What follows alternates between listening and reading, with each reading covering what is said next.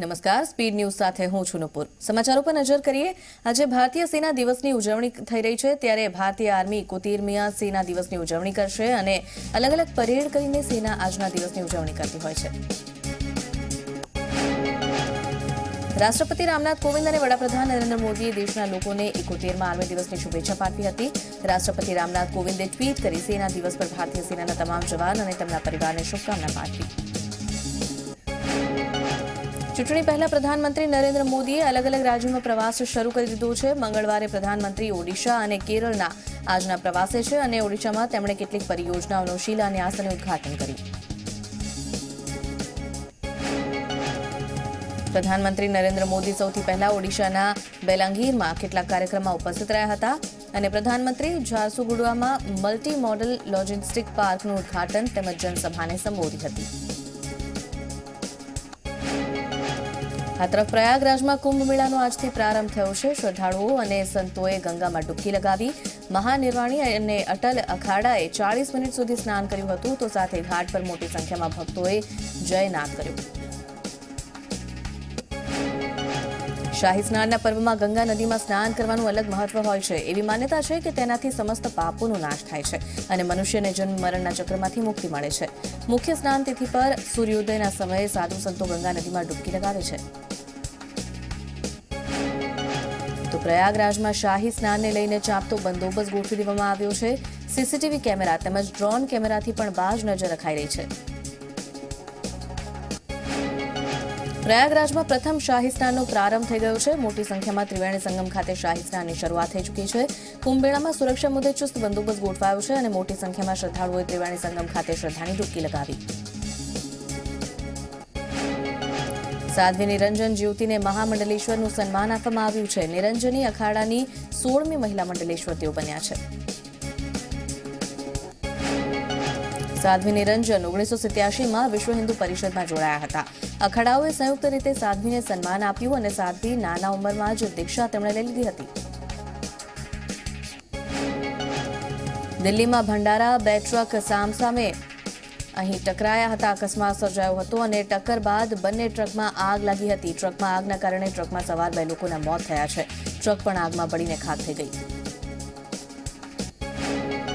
જમ્મુ કાશ્મીરમાં ડોડાની બજારમાં ભીષણ આગ લાગવાની ઘટના બની। આગના કારણે 8 દુકાન 4 ઘર આગમાં ભસ્મીભૂત થઈ ગયા છે। આગની જાણ થતાં સેના અને પોલીસે સંયુક્ત રીતે આગ પર કાબૂ કરવાનો પ્રયાસ હાથ ધર્યો। જોકે સદનસીબે આગમાં કોઈ જાનહાનિ નથી થઈ। આગ શોર્ટ સર્કિટના કારણે લાગી હોવાનું પ્રાથમિક કારણ સામે આવ્યું છે। આંતરરાષ્ટ્રીય માર્કેટમાં બ્રેન્ટ ક્રૂડ $60 પ્રતિ બેરલના સ્તર પર પહોંચવાથી ડોમેસ્ટિક બજારમાં પેટ્રોલ અને ડીઝલના ભાવમાં વધારો થઈ રહ્યો છે। સતત છઠ્ઠા દિવસે તેલની કિંમતમાં વધારો, ત્યારે પેટ્રોલમાં પ્રતિ લીટર 28 પૈસાનો વધારો નોંધાયો છે। આ સાથે કાચા તેલની કિંમતના સ્તરમાં પણ વધે તેવી શક્યતા છે અને પેટ્રોલ અને ડીઝલમાં 1-2 રૂપિયાનો વધારો થઈ શકે છે। તો છેલ્લા દિવસોમાં કાચા તેલની કિંમતો $50 પ્રતિ બેરલના સ્તર પર પહોંચી ગઈ હતી।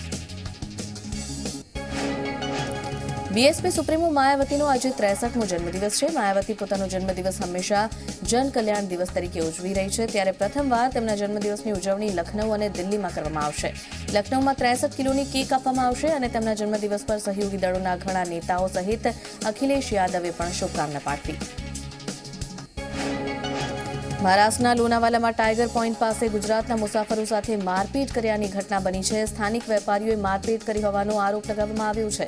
મહિલાઓ સાથે પણ મારઝૂડ કર્યાનો આક્ષેપ વેપારીઓ પર લગાવવામાં આવ્યો।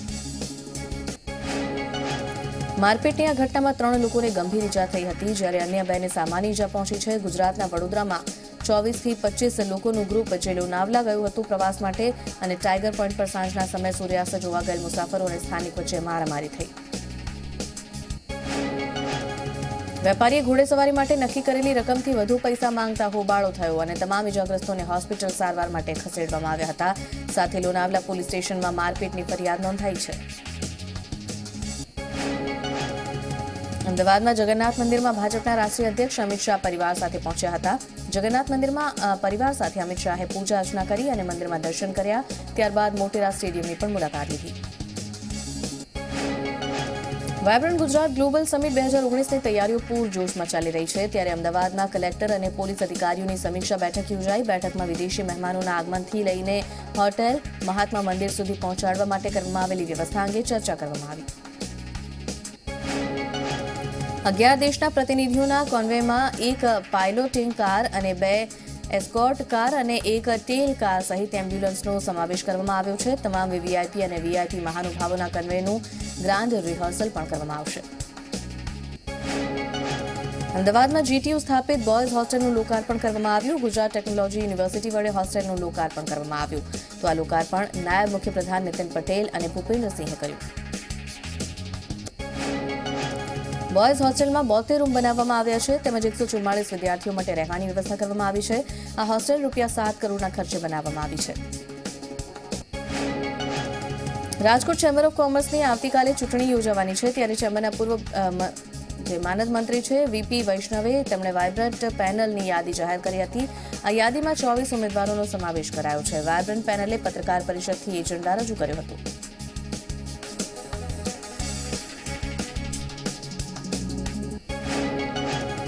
આ ચૂંટણીમાં અલગ અલગ 11 મુદ્દાના એજન્ડામાં વેપાર ઉદ્યોગને લગતા મુદ્દાઓના નિકાલનો સમાવેશ કરવામાં આવ્યો છે. આવતીકાલે સૌરાષ્ટ્ર હાઈસ્કૂલ ખાતે મતદાન થશે જેમાં કુલ 4592 મતદારો છે.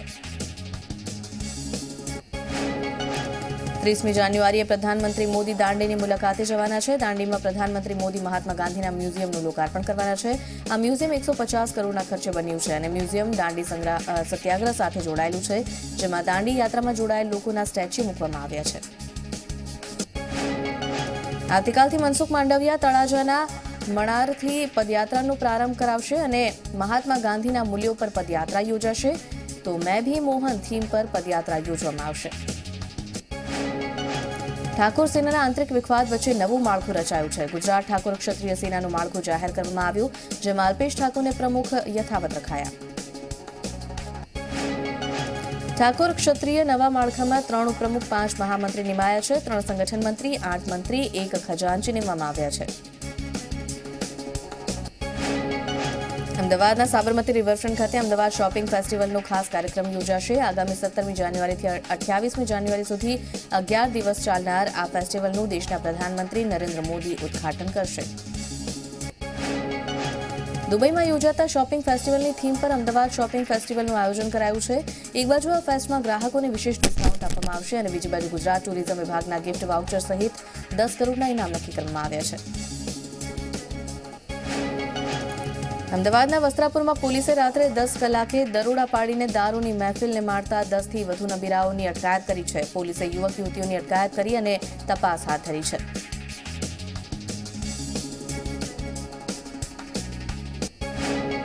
વડોદરાના વારસિયા વિસ્તારના બંધ દવાખાના પાછળ ધાબા પર દારૂની મહેફિલ ચાલતી હતી. તે દરમિયાન વારસિયા પોલીસે દરોડા પાડીને દારૂની મહેફિલ માણી રહેલ કુલ 20 લોકો સહિત મહિલાઓને ઝડપી પાડી પોલીસે તમામને મેડિકલ તપાસ માટે મોકલી આપ્યા.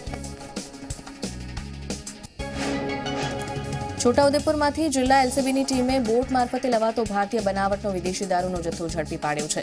જિલ્લા એલસીબીની ટીમે એક ગુપ્ત ઓપરેશન હાથ ધરીને હાફેશ્વર ગામેથી 4.5 લાખનો દારૂ ઝડપી પાડ્યો.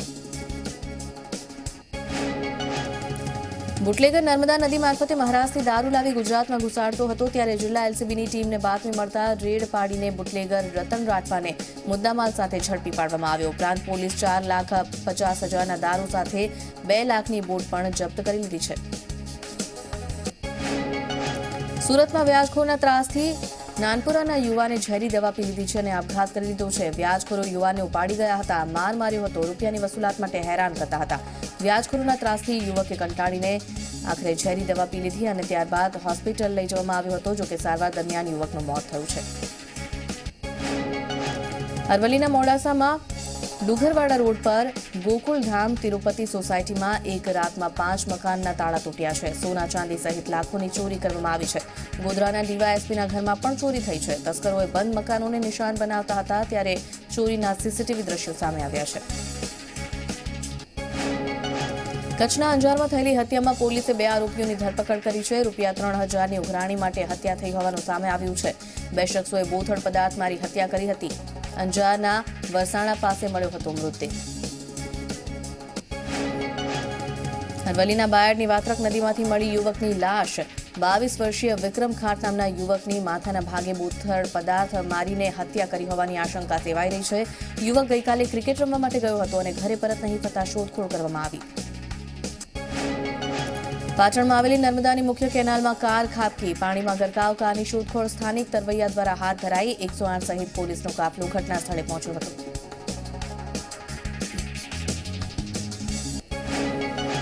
છોટાઉદેપુરમાં બોડેલી તાલુકાના ઉચાપાન પાસે 2 બાઇક વચ્ચે ટક્કર થઈ, જેમાં 4 યુવકોના મોતના સમાચાર છે. અન્ય 2 ઇજાગ્રસ્તોને સારવાર માટે 108 મારફતે જાંબુઘોડા લઈ જવાયા હતા. બનાવના પગલે બોડેલી પોલીસે ગુનો નોંધી તપાસ હાથ ધરી.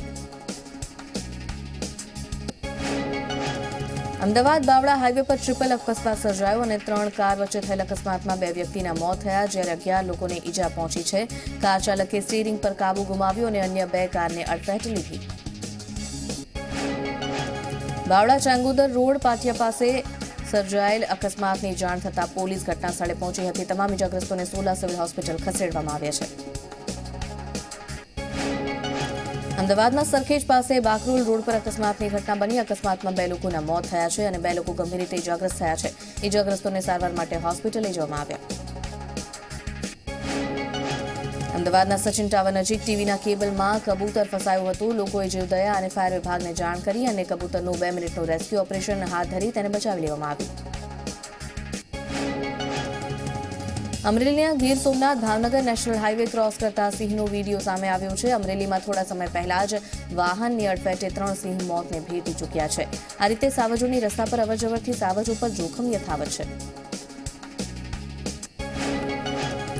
પાટણમાં મકર સંક્રાંતિ પર અબોલ પક્ષીના મોતના અહેવાલ સામે આવ્યો હતો, ત્યારે જેમાં પતંગ દોરીથી 110 અબોલ પક્ષીઓ ઘવાયા છે અને 10 પક્ષીઓના મોત થયા છે. 110 ઘવાયેલા પક્ષીઓએ સારવાર તેમને અપાઈ રહી છે.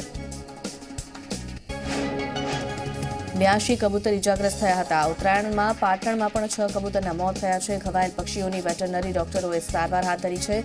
કરુણા અભિયાન 2019માં જીવદયા પ્રેમીઓ જોડાયા હતા. પાટણમાં 2 દિવસથી પક્ષીઓને સારવાર આપવામાં આવી રહી છે.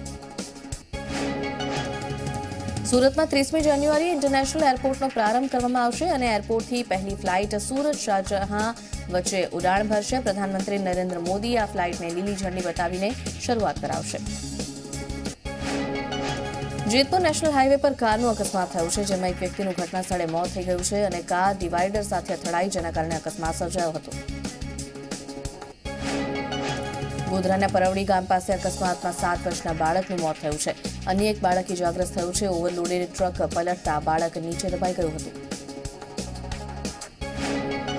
છોટાઉદેપુરમાં પૂરપાટ ઝડપે જઈ રહેલ 2 બાઇક એકબીજા સાથે અથડાયા, જેમાં ઘટના સ્થળે 4 લોકોના મોત થયા હતા તો 2 વ્યક્તિને ગંભીર ઈજા થઈ હતી. ઇજાગ્રસ્તો સારવાર માટે જાંબુઘોડા ખસેડવામાં આવ્યા છે. પાવી જેતપુરના ઉચાપણ પાસે અકસ્માતની ઘટના બની. મોતને ભેટનાર એક યુવાન મધ્યપ્રદેશનો હતો. અન્ય યુવાન પાવી જેતપુરના રાયપુરનો છે અને બાઇક પર સવાર પાવી જેતપુર મોટી બેજ ગામના છે.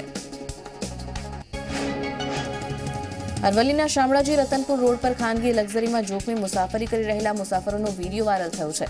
ગુજરાતથી રાજસ્થાન જતી ખાનગી બસમાં મોતની સવારીનો આ વીડિયો કોઈએ મોબાઈલના કેમેરામાં કેદ કર્યો છે. બનાસકાંઠાના થરાદમાં વાર્ષિક પુણ્યતિથિ નિમિત્તે રસોઈ બનાવતા પરિવારનો પુત્ર ગંભીર રીતે દાઝી ગયો હતો. ગરમ તેલની મોટી કઢાઈ 30 વર્ષીય યુવક પર પડી અને ઉકળતા તેલથી તે દાઝી ગયો હતો અને હોસ્પિટલ સારવાર અપાઈ રહી છે.